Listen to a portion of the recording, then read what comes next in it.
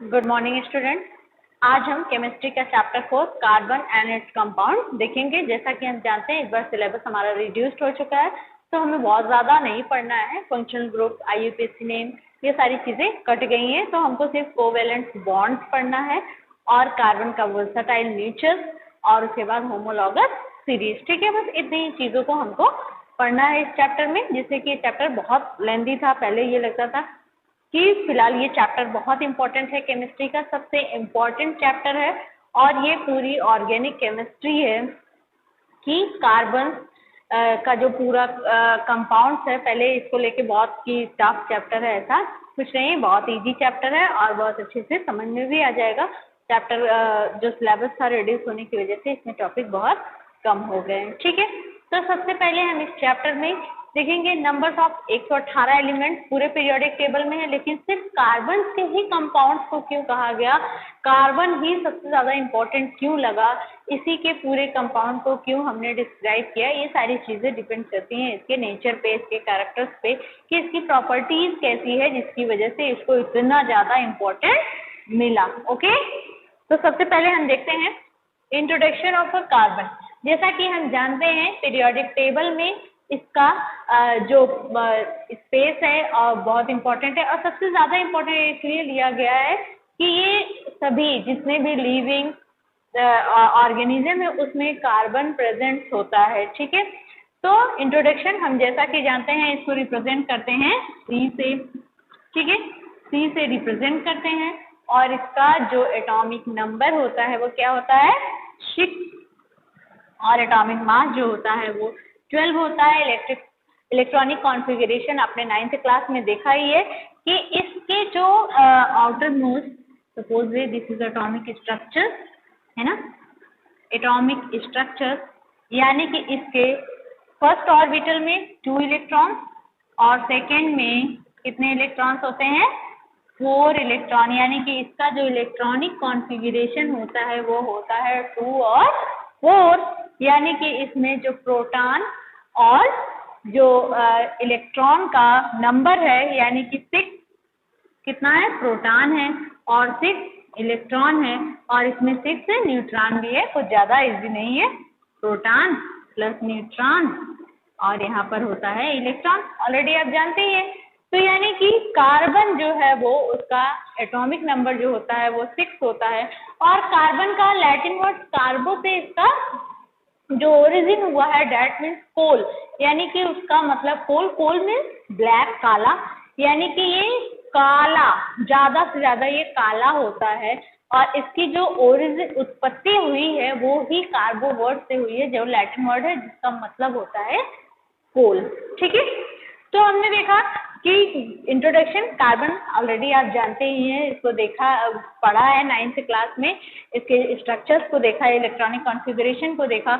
इसके outer most में कितने होते हैं, 4 इलेक्ट्रॉन होते हैं। This is also a unique character. अभी तक अगर 2 इलेक्ट्रॉन 4 इलेक्ट्रॉन हमने देखा था कि कैसे इलेक्ट्रॉन वो देते हैं, कैसे आयनिक कंपाउंड्स हमने पढ़ा, आयनिक बॉन्ड फॉर्मेशन पढ़ा पिछले मेटल्स एंड नॉन मेटल्स में, बट इसमें क्या होता है उस तरह से नहीं होता, इसमें शेयरिंग ऑफ इलेक्ट्रॉन। आगे हम सारी चीज़ों को देखेंगे। ठीक है, तो why is carbon so important, carbon हमारे लिए इतना इम्पोर्टेंट क्यों है। It is a male element present in all living organism. ये एक ऐसा एलिमेंट है जो कि लिविंग ऑर्गेनिज्म में प्रेजेंट है, सभी लिविंग ऑर्गेनिज्म में प्रेजेंट है। जो खाना खाते हैं हम, कार्बोहाइड्रेट, ग्लूकोज, फैट, सबके अगर हम फॉर्मूले को देखेंगे तो उसमें कार्बन जरूर प्रेजेंट होता है, चाहे वो कोई भी चीज़, फ्रूट होते हैं उसमें भी कार्बन प्रेजेंट होता है। तो जितने भी लिविंग ऑर्गेनिजम्स हैं उसमें कार्बन मोस्ट इम्पॉर्टेंट एलिमेंट्स है, इसलिए ये और यूनिक हो गया। उसके बाद almost all fuels that we use are made of carbon. जो भी हम पेट्रोल, कैरोसिन, ये सारी चीज़ों को यूज करते हैं उसमें, जैसे ब्यूटेन, प्रोपेन, मेथेन, ये सब क्या है, इसमें कार्बन प्रेजेंट है। तो इन सब में भी क्या है, कार्बन प्रेजेंट है। मोस्टली जो है वो उसमें कार्बन से ही बने हुए होते हैं। ठीक है, उसके बाद प्लास्टिक हैव कार्बन। प्लास्टिक जो होती है वो भी कार्बन ही होता है, ठीक है, उसमें भी कार्बन होता है। जब जलता है तो देखते हैं ब्लैक ब्लैक फॉर्म्स निकलता है, तो यानी कि उसमें भी कार्बन प्रेजेंट। क्यों कार्बन को यूनिक बनाने वाला कैरेक्टर क्या है कि जिसकी वजह से ये इतना यूनिक हो गया कि जिसकी वजह से पूरी एक फैमिली तैयार हो गई, पूरी एक केमिस्ट्री तैयार हो गई। यानी कि एक पार्ट ऑफ केमिस्ट्री जो है वो पूरा क्या है, कार्बन का है। फिजिकल केमिस्ट्री, इनऑर्गेनिक केमिस्ट्री और ऑर्गेनिक केमिस्ट्री जो हम पढ़ते हैं, पूरा टोटल कंपाउंड ऑफ किसका है, कार्बन का है। इसीलिए इसको ऑर्गेनिक केमिस्ट्री कहा गया। यानी कि जो चीजें नेचुरली फॉर्म हो रही है, नेचुरली, पहले बहुत अफवाह था कि कार्बन के जो कंपाउंड्स हैं वो आर्टिफिशियल नहीं बन सकते, लेकिन यूरिया प्रिपेयर्ड वॉलर ने इसको प्रिपेयर किया और इस अफवाह को खत्म किया कि ये इनऑर्गेनिक चीजों में भी यूज हो सकता है, होता है। और यूरिया पहला हमारा ऑर्गेनिक प्रोडक्ट है जो कि बनाया गया है, ठीक है। तो उसके बाद number of all carbon compound is greater than all non carbon compound. यानी कि जो कार्बन के कंपाउंड्स हैं, जो कार्बन अपना बनाया हुआ एलोट्रॉप्स है, जो उसके जो कार्बन के थ्रू अपनी फैमिली वो बनाया हुआ है, अपना कंपाउंड बनाया, तो उसको एक तरफ रख दे।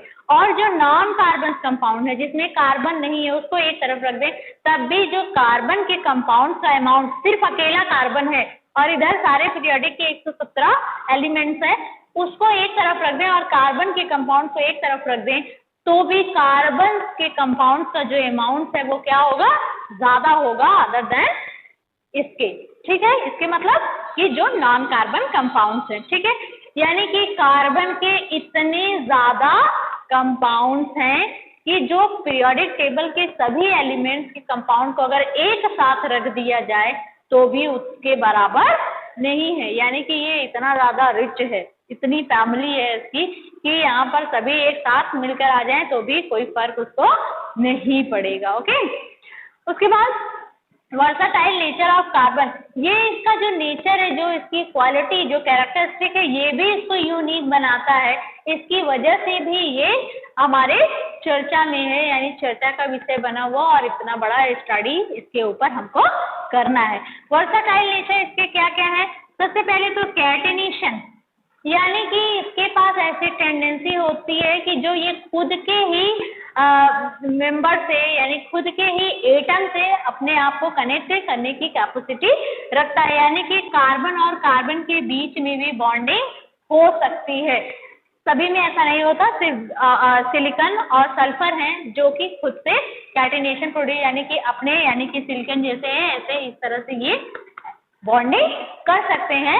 और कार्बन जो है एक लंबी चेन का फॉर्मेशन कर सकता है सिर्फ कार्बन और कार्बन एटम से, यानी कि एक कार्बन दूसरे कार्बन से जुड़ सकता है। इस तरह से हम स्ट्रक्चर फॉर्म करके देख सकते हैं। सपोज कार्बन की वैलेंसी कितनी होती है, 4, यानी कि 4 कार्बन, एक कार्बन यहाँ जुड़ा, ऐसे इस तरह से ये कार्बन जुड़ते चले जाते हैं, ठीक है। कार्बन इस तरह से ये कार्बन की पूरी चेन बना लेता है, ये इसकी टेंडेंसी होती है, ये इसका वर्साटाइल नेचर है, कैटेनेशन। उसके बाद दूसरा टेट्रावैलेंसी, एक तो इसके पास टेट्रावैलेंसी, इसका जो वैलेंस इलेक्ट्रॉन, यानी कि जो आउटर मोस्ट सेल में जितने इलेक्ट्रॉन होते हैं उसी को हम क्या कहते हैं, वैलेंस इलेक्ट्रॉन। उसी से वैलेंसी निकालते थे, 9th में हमने निकाला है, देखे है।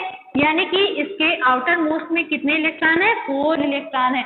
अभी तक हम देख रहे थे, यानी कि अगर 1 इलेक्ट्रॉन है, इजी होगा किसी को डोनेट कर देना 7 इलेक्ट्रॉन लेने के कंपैरिजन में।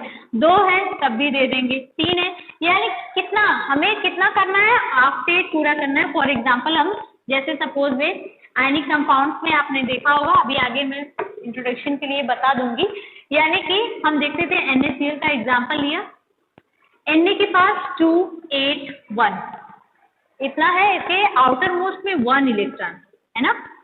अब किसी से 7 इलेक्ट्रॉन लेना आराम से ले सकता है वो नहीं, एक इसको क्या कर देगा, अगर दे देगा तो स्प्रे हो जाएगा। अब हमारा ऑक्टेट, हम स्टेबिलिटी, ये स्टेबल फील कर सकता है। और उसके बाद अगर 2 यहाँ पर होता तो भी मैग्नीशियम ले लो, इसके पास 2, वो भी देके आराम से। एल्यूमिनियम ले लो 2, 283 वो भी, यानी ये मैग्नीशियम है और ये एल्युमिनियम, ठीक है, ये भी आराम से दे देगा। लेकिन कार्बन के पास हमारे कितने हैं, 4 इलेक्ट्रॉन हैं, यानी कि 50%, या तो 4 इलेक्ट्रॉन देना है या 4 ही इलेक्ट्रॉन लेना है, दोनों इजी नहीं है। 4 इलेक्ट्रॉन यानी आधा देना है और आधा लेना है, दोनों इजी नहीं है। तो ये क्या करेगा, देना लेना छोड़ के बल्कि क्या कर रहा है, शेयरिंग करता है। This is the characters of tetra valency, यानी कि इसके पास 4 वैलेंस इलेक्ट्रॉन है, इसके कार्बन के ऊपर जो वैलेंसी है सॉरी वो 4 है, यानी कि ये 4 इलेक्ट्रॉन किसी के साथ, इसीलिए सपोज वे किसी हाइड्रोजन ले लिया, ये हाइड्रोजन के पास 1 इलेक्ट्रॉन, ऑलरेडी आप जानते हैं इसके पास 1 इलेक्ट्रॉन वो देगा या लेगा, सिंपल सा, वो भी क्या करता है, शेयर कर लेता है, यानी कि तुम अपना 1 इलेक्ट्रॉन मुझे दो, मैं भी 2 हो जाऊंगा, मुझे भी स्टेबिलिटी फील होगी, और तुम मेरे 4 एटम्स ले लो और हमें भी स्टेबिलिटी फील होगी, ठीक है। तो इस तरह से ये क्या करते हैं, टेट्रा वैलेंसी, कार्बन के पास टेट्रा वैलेंसी कैरेक्टर है इसका ये एक वर्साटाइल उसका नेचर है कि इसका ये टेट्रावैलेंट कार्बन कंपाउंड है। उसके बाद tendency to form multiple bonds, इसके पास एक और अच्छा कैरेक्टर है, यानी कि इसके पास टेंडेंसी कैपेसिटी है एक से अधिक बॉन्ड फॉर्म करने की, यानी कि 1 2 3, इसके पास कितने इलेक्ट्रॉन है, 4 इलेक्ट्रॉन है, यानी कि हम किसी से एक हाइड्रोजन, यहाँ पर CH4 एग्जाम्पल ले लो, CH4, यानी कि 4 हाइड्रोजन है और 1 कार्बन है, यानी कि चारों से एक एक इलेक्ट्रॉन ये क्या कर लेगा, शेयर कर लेगा। ये तो हो गया सिंगल बॉन्ड, ठीक है। यानी यहीं पर अगर हम C2H2 कर दें, यानी कि अब इसके पास ये क्या है हमारा एथीन, ठीक है, यानी कि 2 कार्बन एटम, अभी मैं इसके बाद आपको थोड़ा सा आईपीसी तो नेम तो हट गया है, बट मैं ये जनरल के लिए आपको बताऊंगी, अदरवाइज आप नहीं लिख पाओगे, नहीं जान पाओगे कि क्या होता है। जो नेमिंग करते हैं वो dependent on the numbers of carbon, ठीक है, जितना नंबर ऑफ कार्बन होता है उतना ही उसी हिसाब से उसका, अगर 1 कार्बन होता है तो मेथ होता है, मेथेन बोलते हैं जिसको, ठीक है, मेथेन बोलते हैं, अगर 2 है तो एथेन बोलते हैं। तो इस तरह से अभी मैं आपको जब हाइड्रोकार्बन ऑर्गेनिक कंपाउंड्स पढ़ाऊंगी तब ये सारी चीजें बता दूंगी, ठीक है। तो सबसे पहले आप इतना जानते हो कि इसके पास टेंडेंसी होती है single bond, double bond and triple bond form करने की, ठीक है। ये भी इसका एक बहुत ही यूनिक वर्साटाइल नेचर है जो कि सभी के पास नहीं होता।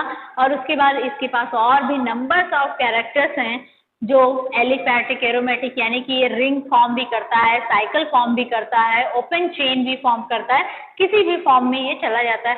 इसके नंबर्स ऑफ कार्बन कंपाउंड एक साथ जुड़ सकते हैं, यानी कि 2 4 10 नहीं, अभी डायमंड, ग्रेफाइट, फ्लोरीन हमको देखना है इस चैप्टर में। तो इसमें क्या है, एलोट्रॉफ है जो कार्बन के, उसमें कार्बन बहुत सारे नंबर्स ऑफ कार्बन जुड़ सकते हैं, ठीक है। तो ये सब है कार्बन का जो कैरेक्टर्स है जिसकी वजह से कार्बन जो है इम्पोर्टेंट है हमारे लिए और इसको यूनिकनेस प्रेजेंट इज ऑब्टेन है, ठीक है। तो अब हम आगे बढ़ेंगे और देखेंगे कोवैलेंट कंपाउंड, कोवैलेंट बॉन्ड्स क्या होता है, इन सारी चीजों को हम देखते हैं, ठीक है। अब हमें इस चैप्टर में देखना है कोवैलेंट बॉन्ड। आयनिक बॉन्ड या इलेक्ट्रोवैलेंट बॉन्ड हम पहले ही मेटल एंड नॉन मेटल में देख चुके हैं, थोड़ा सा हम जनरली पहले देख लेते हैं कि आयनिक बॉन्ड्स में क्या होता था। फॉर एग्जांपल हमने NaCl, यहाँ पर आयन का ट्रांसफर होके जो बॉन्ड्स बनता था, यानी कि एक इलेक्ट्रॉन क्या करते थे, ट्रांसफर कर देते थे, दे देते थे, उसके बीच जो बॉन्ड्स बनता था उसको आयनिक या इलेक्ट्रोवैलेंट बॉन्ड कहते थे। Na यानी कि जैसा कि हम जानते हैं इसका एटॉमिक नंबर होता है 11 और इसका कॉन्फ़िगरेशन अगर हम देखेंगे 281, यानी कि एक इलेक्ट्रॉन इसके पास, बैलेंस इलेक्ट्रॉन इस पे जो चार्ज है वो ये भी हम जानते थे कि जो मेटल होते हैं वो टेंडेंसी रखते हैं इलेक्ट्रॉन डोनेट करने की, और जो नॉन मेटल होते हैं यानी कि ये जो बनता था वो मेटल और नॉन मेटल के बीच ही बॉन्डिंग बनती थी, कौन सी, इलेक्ट्रोवैलेंट या आयनिक बॉन्ड, ठीक है। और जो नॉन मेटल होते हैं वो टेंडेंसी रखते हैं इलेक्ट्रॉन लेने की, ठीक है। और उसके बाद Cl का हम जानते हैं इसका होता है 17 और 2 8 7, ठीक है। इलेक्ट्रॉनिक कॉन्फ़िगरेशन ऑफ Cl और Na का, यानी कि इसके लास्ट ऑर्बिटल में 7 इलेक्ट्रॉन है, एक इलेक्ट्रॉन अगर मिल जाएगा तो ये स्टेबल हो जाएगा। और अगर इसका एक इलेक्ट्रॉन सरदर्द है, इसके लिए अगर ये चला जाए तो ये लोग पूरी फैमिली आराम से रह सकते हैं। तो ये सोचेगा कि किसी तरह तुम यार जाओ यहाँ से हटो, और ये सोचेगा कि अगर मुझे एक इलेक्ट्रॉन 7 इलेक्ट्रॉन तो कोई मेरा लेगा नहीं कि मेरा 7 इलेक्ट्रॉन ले लो, तो ये सोचेगा कि मुझे कोई एक, तो ये कहते हैं कि क्या तुम मुझे अपना एक इलेक्ट्रॉन दोगे, ये बोलेगा हाँ मेरा एक ले लो, जल्दी ले लो, ये काम खत्म हो। तो ये क्या होता है, Na जो होता है इसके आउटर मोस्ट में 1 इलेक्ट्रॉन जो होता है वो Cl के 7 इलेक्ट्रॉन जो होते हैं उससे ट्रांसफर कर देता है, यहाँ पर दे देता है, और इनके बीच जो बनता है NaCl, इसको कहते हैं इलेक्ट्रोवैलेंट या आयनिक बॉन्ड, यानी कि जो इसके पास पॉजिटिव चार्ज था वो इसने क्या किया, एक इलेक्ट्रॉन इसने अपना दिया, और इसके पास पॉजिटिव चार्ज, इसने एक इलेक्ट्रॉन लिया इसके पास, इसलिए negative charge. But in covalent bond में क्या होता है, इलेक्ट्रॉन कंप्लीटली डोनेट नहीं करते या एक्सेप्ट नहीं करते, इसमें शेयरिंग होती है। शेयर के थ्रू जो बॉन्ड्स बनते हैं, the bond which are formed by the sharing of electron is called covalent bond, यानी कि शेयर करते हैं, यानी कि जैसे ऐसा नहीं कि अपना लंच बॉक्स उठा के पूरा दे दिया, ले जाओ तुम खाओ हम नहीं खाए, बस क्या करते हैं, हाँ आओ तुम भी खा लो, तुम्हारा भी पेट भर जाए, तुम भी खुश रहो और मैं भी खुश रहूं, ठीक है, ऐसा करते हैं, ठीक है। यानी कि इसमें इलेक्ट्रॉन का शेयर होता है, न कि दे देना, ठीक है, सिर्फ शेयरिंग होती है। मैंने नंबर्स ऑफ एग्जाम्पल लिखे हैं जो मैं करके दिखाऊंगी आपको, तो आपको क्लियर हो जाएगा, ठीक है। तो सबसे पहला एग्जाम्पल H2, यानी कि हम जानते हैं कि हाइड्रोजन के पास एक इलेक्ट्रॉन, ठीक है। अब इसके पास एक इलेक्ट्रॉन है, ये स्टेबल नहीं है, अगर 2 इलेक्ट्रॉन होता तो एक कमरा तो इसका पूरी तरह से फिक्स हो जाता है, एक ही कमरा है, यानी कि सपोज में रेंट का कमरा है और एक ही लड़का मिला है रहने के लिए, लेकिन वो सफिशिएंट नहीं है वो रेंट पेड करने के लिए। अगर एक और मिल जाता तो 2 मिलकर इसको पेड कर लेते और इसका जो फ्री वैकेंट रूम है वो क्लियर हो जाता और ये निश्चिंत होके रहता है, यानी कि अब मैं स्टेबल हूँ, अब मेरा काम चलेगा, ठीक है। तो ये क्या कहता है अपने पड़ोसी से कि क्या तुम मुझे अपना एक इलेक्ट्रॉन दोगे, तो कहता है बिल्कुल, मैं भी किसी काम का नहीं हूँ, मेरे यहाँ भी एक ही है, मैं भी क्या करूँगा अकेले, ठीक है, जब तुम्हें जरूरत तुम ले लो, जब मुझे जरूरत तो हम। तो यानी कि एक हाइड्रोजन, इस हाइड्रोजन इसके पास एक इलेक्ट्रॉन, इसके पास एक इलेक्ट्रॉन, दोनों आपस में क्या कर लिए, शेयर कर लिए, और इनके बीच एक सिंगल बॉन्ड बन गया जिसको हमने कहा सिंगल कोवैलेंट बॉन्ड, ठीक है। उसके बाद दूसरा हमारा Cl2 के पास भी सेम यही है, यानी कि एक इलेक्ट्रॉन एक्स्ट्रा इसको चाहिए, इसके पास भी 7 इलेक्ट्रॉन है और इसके पास भी, तो यानी कि एक एक इलेक्ट्रॉन दोनों को क्या करना है, चाहिए। अगर एक इलेक्ट्रॉन दोनों शेयर कर लेंगे तो ये स्टेबल हो जाएगा, ये भी स्टेबल हो जाएगा, यानी कि Cl2, यानी इनके बीच जो बॉन्ड बना वो भी सिंगल बॉन्ड बना, ठीक है। उसके बाद नेक्स्ट हमारा क्या है, O2, ठीक है। अब यहाँ देखेंगे O, इसके पास आउटर मोस्ट में कितने इलेक्ट्रॉन है, 6 इलेक्ट्रॉन है, ठीक है। इसको 2 इलेक्ट्रॉन की जरूरत है, यानी कि अगर 2 इलेक्ट्रॉन मिल जाएंगे तब जाके इनका ऑक्टेट कंप्लीट हो जाएगा। तो ये क्या करते हैं कि 2 मॉलिक्यूल जो होते हैं वो 2 इलेक्ट्रॉनों की शेयरिंग कर लेते हैं, यानी कि इसके पास भी कितने इलेक्ट्रॉन है, 2 इलेक्ट्रॉन। कुछ देर के लिए तुम ये दोनों इलेक्ट्रॉन मुझे दे दो और जब तुम्हें जरूरत पड़ेगी तो ये दोनों इलेक्ट्रॉन मैं तुम्हें दे दूंगा, ठीक है। तो यानी कि इनके बीच जो शेयरिंग होती है 2 2 2, ठीक है, और यहाँ 2 2 2, ठीक है।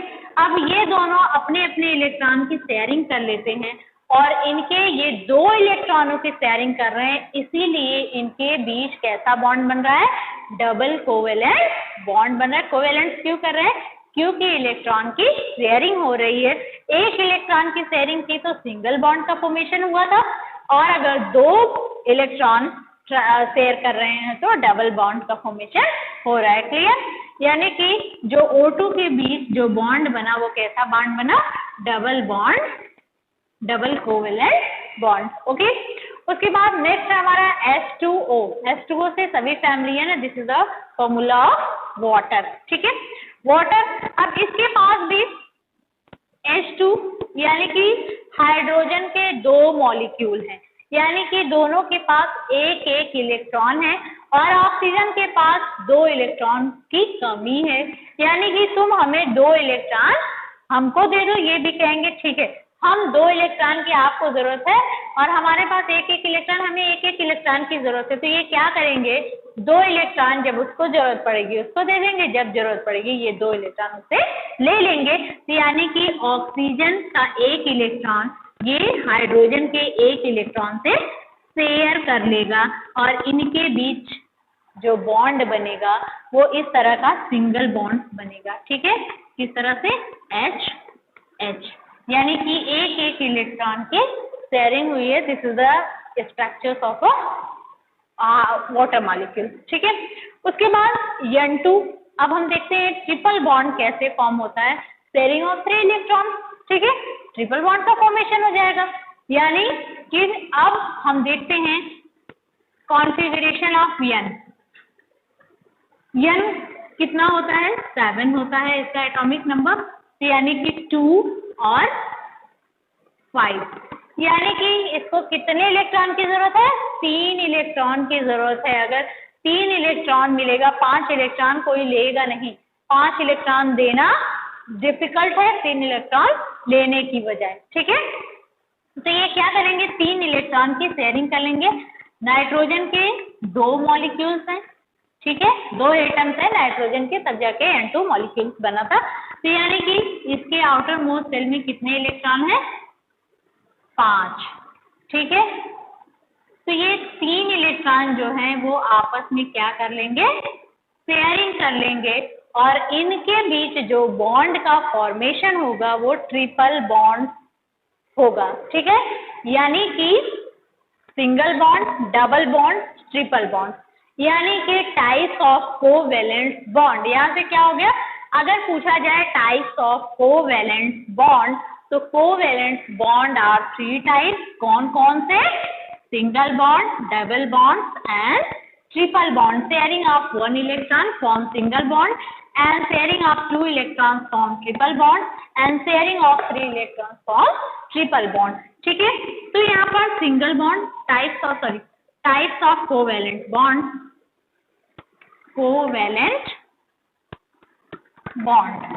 ठीक है, तो दिस इज अ 3 टाइप। कितने टाइप के होते हैं 3 टाइप के होते हैं। पहला हमारा है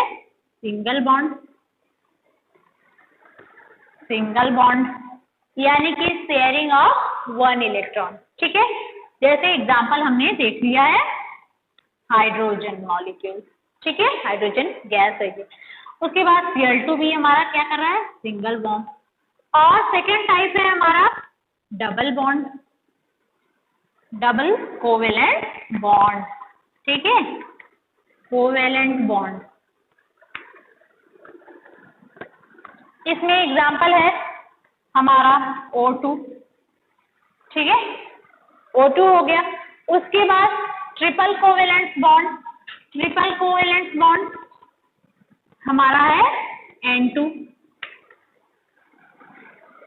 ट्रिपल कोवेलेंट बॉन्ड एग्जाम्पल है इसका N2, यानी कि N के बीच में कैसा बॉन्ड था, इसका इलेक्ट्रॉनिक कॉन्फ़िगरेशन जो था वो 2 और 5 था, यानी कि इसके पास वैकेंट इलेक्ट्रॉन 5 से 3 इलेक्ट्रॉन्स की जरूरत थी। तो ये लास्ट के जो 3 इलेक्ट्रॉन थे इसके आपस में शेयरिंग कर लिए और इस तरह का स्ट्रक्चर बन गया, यानी कि ट्रिपल बॉन्ड का फॉर्मेशन हो गया। O2 का मैंने करके दिखाया। CO2 बचा हुआ है CO2। ठीक है, यानी कि कार्बन डाइऑक्साइड, जो हम ऑलवेज क्या करते हैं एक्सहेल करते हैं इन ब्रीथिंग प्रोसेस। ठीक है, तो कार्बन के पास 4 इलेक्ट्रॉन, ठीक है, और इसके पास 2 मॉलिक्यूल्स है, यानी यहाँ पे क्या हो गया 4 इलेक्ट्रॉन, यानी कि दोनों को 2-2 इलेक्ट्रॉन चाहिए और इसके पास ऑलरेडी 4 इलेक्ट्रॉन है, ले जाओ 4 इलेक्ट्रॉन हमें नहीं चाहिए, तुम अपना खुश रहो, या फिर लेकिन देंगे नहीं। ये आपस में क्या करते हैं, शेयरिंग। हमें 4 इलेक्ट्रॉन की जरूरत हमें भी है, 4 इलेक्ट्रॉन की आपको भी जरूरत है, तो आपस में हम फ्रेंडशिप कर लेते हैं। जब आपको जाना होगा, सपोज वे एक ही बाइक है, तो ठीक है, हम जब आपको जरूरत होगी तो आप ले लेना, जब हमें जरूरत होगी तो हम ले लेंगे, ठीक है। तो इनके बीच भी शेयरिंग होता है और बॉन्ड का फॉर्मेशन होता है। देखते हैं, कार्बन के पास कितने इलेक्ट्रॉन है, 4 वैकेंट इलेक्ट्रॉन, वैसे है उसके पास 6 इलेक्ट्रॉन, ठीक है। और ऑक्सीजन के पास CO2, ठीक है। कार्बन के पास 4 इलेक्ट्रॉन है और ऑक्सीजन के पास आउटर मोस्ट 6 इलेक्ट्रॉन, ठीक है, 6 इलेक्ट्रॉन। यानी कि ये आपस में क्या कर लेते हैं, शेयरिंग कर लेते हैं। और इनके बीच भी कैसा बॉन्ड बनता है, डबल बॉन्ड का फॉर्मेशन होता है, डबल कोवेलेंट बॉन्ड, ठीक है। तो इतने सारे एग्जांपल देख के आपको समझ में आ ही गया होगा और आप कर लेंगे कि किस तरह से बॉन्ड का फॉर्मेशन, इलेक्ट्रॉनिक कॉन्फ़िगरेशन करेंगे हम। और इलेक्ट्रॉनिक कॉन्फ़िगरेशन करने के बाद हम आउटर मोस्ट में देखेंगे कि कितने इलेक्ट्रॉन वहां पर हैं, कितने इलेक्ट्रॉन की जरूरत है और कैसे ये शेयरिंग होता है, ठीक है। जो आयनिक बॉन्ड था उसमें मेटल और नॉन मेटल के बीच हो रहा था, लेकिन यहाँ पर वो सिस्टम नहीं है। यही नॉन मेटल के साथ भी इनमें शेयरिंग होती है, मेटल मेटल में, नॉन मेटल में, यानी कि एक ही एटम्स जो है वो मॉलिक्यूल फॉर्म कर सकते हैं इलेक्ट्रॉन की शेयरिंग से, ठीक है। तो इस तरह से है ये कोवेलेंट बॉन्ड। और कोवेलेंट 3 तरह के होते हैं, सिंगल, डबल और ट्रिपल कोवेलेंट बॉन्ड, ठीक है।